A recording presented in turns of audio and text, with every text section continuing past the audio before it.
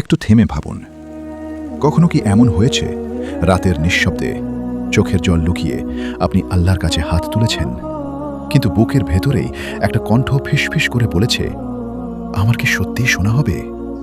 রাসূল সাল্লাল্লাহু আলাইহি ওয়াসাল্লাম আমাদের শিক্ষা দিয়েছেন আল্লাহর কাছে দৃঢ় বিশ্বাস নিয়ে দোয়া করতে, কারণ আপনি এমন একজনের কাছে চাইছেন যিনি হ বললেই সবকিছু হয়ে যায়। অনেক সময় আমরা দোয়া করি, কিন্তু তাড়াহুড়ো করে বলি, এত দোয়া করলাম তবুও কিছুই হলো না। অথচ আল্লাহ তাআলা সবচেয়ে উত্তম সময়ই বান্দার জন্য যা কল্যাণকর সেটাই নির্ধারণ করেন। তাই আজ থেকে একটি বিষয় মনে রাখুন, দোয়া কখনো ছেড়ে দেবেন না, আশা কখনো হারাবেন না, আর আল্লাহর রহমত থেকে কখনো নিরাশ হবেন না।